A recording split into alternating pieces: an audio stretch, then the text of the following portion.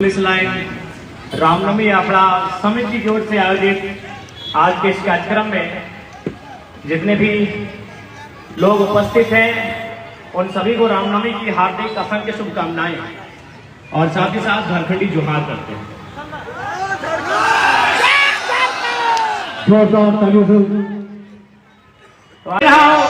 यहाँ जो आपके दो प्रत्याशी हैं, माननीय भारतीय जनता पार्टी के प्रत्याशी श्रीमान ढोलू महतो जी, बंगमारा के इतिहास को देखिएगा। मैं सबसे पहले मैं भारतीय जनता पार्टी के प्रत्याशी श्रीमान ढोलू महतो जी को संदेश दूंगा श्रीमान कि यदि आप सच में धार्मिक हैं और राम जी के नाम पे मत मांगेंगे तो चूंकि अखबार के पन्ने कहते हैं कि कोयले के कारोबार में आपने बहुत करोड़ों का संपत्ति बनाया है, तो धर्म का मतलब होता है दया, धर्म का मतलब होता है दान। आपसे आग्रह होगा आप कम से कम 75% अपनी संपत्ति को गरीबों को दान कर दीजिए, आपको धार्मिक मानेंगे। अखाड़ा प्रदर्शनी का कार्यक्रम है और तो ज्यादा समय नहीं लेंगे। शुभकामनाओं के साथ यही कहना चाहेंगे कि आज श्री राम मर्यादा पुरुषोत्तम श्री राम का दिवस है, अतः हमारा कर्तव्य बनता है कि उनके आचरण को, उनके जीवन दर्शन को अपने जीवन में उतारना चाहिए। आज इस देश की बात करें तो बहुत सारे लोग भगवान राम के नाम पर राजनीति करते हैं, लेकिन शायद खुद उनके रास्तों पर नहीं चलते हैं, ना ही उनके मार्ग को प्रशस्त करते हैं। आज चूंकि लोकसभा का चुनाव भी है और लोग कहीं ना कहीं राम जी के नाम पर वोट में उनके नाम का, उनके चरित्र का जरा सा भी लक्षण नहीं दिखता है। उदाहरण के लिए जहां तक राम जी के बारे में आप सभी जानते हैं, हम भी जानते हैं और इतिहास भी बताता है कि उन्होंने माता सबरी के जूठे पैर खाए थे। और हमारा एक सांसद है, हालांकि इस बार नहीं लड़ रहा है, वो हजारीबाग का है, वो जब जनता से मिलते थे तो मिलने के बाद अपने हाथों को सैनिटाइज से धोते थे और वो भारतीय जनता पार्टी के सांसद थे। तो जो लोग राम के नाम पर वोट लेते हैं, सबसे पहले उन्हें राम जी के जीवन दर्शन को अपने जीवन में उतारना चाहिए। और मैं किसी से नहीं डरता हूं, 2 साल से मेरा रिकॉर्ड रहा है, चाहे डीसी रहे, चाहे एसपी रहे, चाहे टाटा रहे, चाहे बिरला रहे, सही रहता मैं सामने कहता हूं और आप भली भांति जानते हैं, मेरा नाम सुने ही होंगे। तो वो हजारीबाग के सांसद है, अभी नहीं लड़ रहे, नाम उनका जयंत सिन्हा है। क्या करते हैं, राम जी के नाम पर वोट मांगते हैं।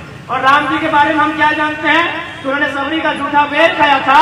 और वो शख्स क्या करते हैं, अब हजारीबाग की जनता से पूछिएगा, अगर जनता से गलती से हाथ मिला ले तो सैनिटाइज करके हाथ धोते। इसलिए आज इस देश की जनता को भी चिंतन करना होगा, इस देश की जनता को भी समझना होगा कि वास्तव में राम का जीवन कैसा होना चाहिए, राम को जो आदर्श मानते हैं वो कैसा होना चाहिए। आज बहुत सारे ऐसे सांसद प्रत्याशी होंगे आपके बीच जिनके नाम पर करोड़ों हजारों करोड़ों की संपत्ति है और आज वो लोग भगवान के नाम पर वोट मांगते हैं। तो मैं उन लोगों को विशेषकर, चूंकि धनबाद हमेशा यहाँ धर्म को लेकर मतदान होता है, तो मैं उनसे कहूंगा, खासकर मतदाताओं से, जो लोग भगवान जी के आड़ पे वोट मांगते हैं, उनसे कहिएगा कि आप देश के महान संत स्वामी विवेकानंद से ऊपर नहीं है। देश के महान संत स्वामी विवेकानंद ने एक लाइन कहा था, धार्मिक कार्यक्रम में अब तो आज नारा ना लगाएं, अभी पूरा लोकसभा का चुनाव बाकी है, अवसर हम लोग देंगे। महान संत स्वामी विवेकानंद ने कथन कहा था कि यदि आप भगवान जी को 56 प्रकार का भोग चढ़ाते हैं और उसी समय यदि पड़ोस का बच्चा भूख से रो रहा है तो आप पुण्य नहीं पाप के हकदार हैं। तो इन सांसदों से पूछिएगा, इनके पास करोड़ों की जमीनें हैं, इनके पास करोड़ों का बैंक बैलेंस है, इनके पास करोड़ों की प्रॉपर्टी है, तो अब किस मुंह से धर्म की बात करते हैं श्रीमान? ये कौन सा धर्म है कि आज इसी देश का, इसी राज्य का लाखों युवा पढ़ लिख कर बेरोजगार है, इसी देश का लाखों युवा आज हताशा में जीवन यापन कर रहा है और आप करोड़ों की प्रॉपर्टी बना के, आप करोड़ों का जमीन खरीद के, आप करोड़ों रुपए का बैंक बैलेंस बना के आप कहते हैं कि हमें राम जी के नाम पर वोट दे। तो जनता को एक बार उनसे सवाल करना चाहिए, ये राम का आदर्श नहीं है, ये राम का चरित्र नहीं है, ये राम का जीवन नहीं है। और मैं बोल ही रहा हूं, यहाँ जो आपके दो प्रत्याशी हैं माननीय भारतीय जनता पार्टी के प्रत्याशी श्रीमान ढोलू महतो जी, बंगमारा के इतिहास को देखिएगा। मैं सबसे पहले मैं भारतीय जनता पार्टी के प्रत्याशी श्रीमान ढोलू महतो जी को संदेश दूंगा श्रीमान, कि यदि आप सच में धार्मिक हैं और राम जी के नाम पे मत मांगेंगे, तो चूंकि अखबार के पन्ने कहते हैं कि कोयले के कारोबार में आपने बहुत करोड़ों का संपत्ति बनाया है, तो धर्म का मतलब होता है दया, धर्म का मतलब होता है दान। आपसे आग्रह होगा, आप कम से कम 75% अपनी संपत्ति को गरीबों को दान कर दीजिए, आपको धार्मिक मानेंगे। मैं इंडिया कांग्रेस गठबंधन की प्रत्याशी अनुपमा सिंह जी को भी कहना चाहूंगा, क्योंकि आप उनके बारे में नहीं जानते, नहीं है। उनके पति बेरमो से विधायक है श्रीमान अनूप सिंह। मैं आपको एक लाइन उनके बारे में बताऊंगा। एक दिन पेपर में पढ़ा होगा आपने कि कोयले के कारोबार में एक दिन में 1 करोड़ रुपया कमाते हैं। एक दिन में 1 करोड़ रुपया। मान के चलिए, आज अगर किसी बेरोजगार युवक से पूछा जाए कि आपको दिन भर में कितना पैसा का नौकरी दिया जाए कि आप अपने परिवार के साथ खुशहाली से जीवन यापन करेंगे, 1000 रुपया काफी है। अगर एक दिन का 1000 तो 30 दिन का 30,000। देखिए जितने पुलिसकर्मी है, क्या महीना होगा? 30,000 से 50,000 के बीच होगा। यानी 30,000 रुपए जीवन यापन के लिए काफी है महीना में। आप एक दिन में 1 करोड़ का कोयला बेचते हैं, अगर 1000 से 1 करोड़ को भागा देंगे तो 10,000 निकलता है। ये 10,000 नौजवानों को रोजगार को दबा के बैठे हैं और आप संसद के चुनाव में वोट मांगेंगे। वह मेरे भारत की तस्वीर, ये मेरे भारत की तस्वीर। वाह वाह। पता नहीं ऐसे युवा नेताओं को कैसे चुनते हैं भाई, कैसे ये युवा धर्म के नाम पर, जात के नाम पर ऐसे नेताओं का चुनाव कैसे करती है। एक नेता एक नहीं 10,000 नौजवानों के रोजगार को अकेले दबा के बैठा है, और कैसे हम उनका चुनाव करते हैं, ये बड़ा दुर्भाग्य की बात है।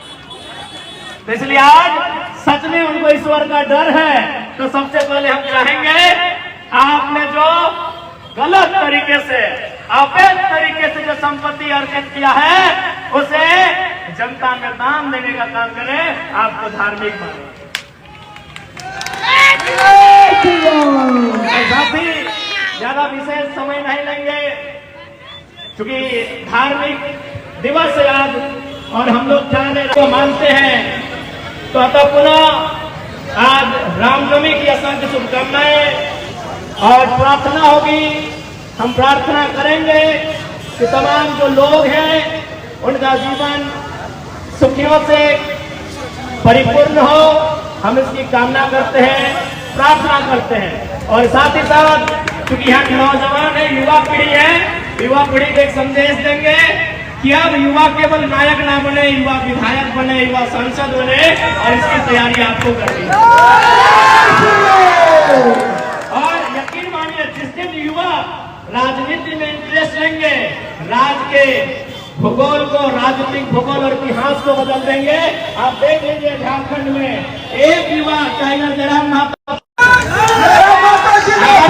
देख लीजिए दिल्ली का ओपिनियन पोल, नेशनल न्यूज का ओपिनियन पोल जाके देख लीजिए कि भाई गिरिडीह से कोई इंडिपेंडेंट जीतेगा। यानी তোমরা চাই তো দেখতে যাই আজকে ওপিনিয়ন পোল আসছে, ওই ওপিনিয়ন পোলে দাওয়া আছে কি এবার কোনো বিজেপি আর কংগ্রেস জেনার নাই, গিরিডিহের লোকসভায় পরাশনাথের ছেলেটা বিজয় হবে। তোমরা ওপিনিয়ন তো দেখতে পারো, আমি কিছু নাই, আমি একটা ছেলে, 2 বছর পরে পূর্ব আমাদের কিছু ভাষার নাই, আমি একটা পিকের ওই কলেজের ছেলে, কিন্তু আজকে আমরা এই রাজ্যের রাজনীতি চর্চার বিষয় বটে। कहे ना आज हम लोग पढ़ा लिखा नौजवान राजनीति में आए हैं, सबकी बोलती बंद करके रखे हैं। अरे यार, इसलिए आज नौजवानों को राजनीति में आना होगा आज। और बिल्कुल मैं तमाम नौजवानों को कहना चाहूंगा, अरे भाई रोज तो आप ड्रीम 11 में 2 घंटा लगाते हैं समय, उससे कुछ मिलने वाला है नहीं। आप 2 घंटा कम से कम जो 2024 का लोकसभा चुनाव आने वाला है उस पर गंभीर होकर लगाइएगा, इसके फलस्वरूप आपको कुछ मिलने वाला है। ठीक है, ज्यादा समय नहीं लेंगे क्योंकि ये धनबाद लोकसभा है, हम तो गिरिडीह लोकसभा के प्रत्याशी हैं।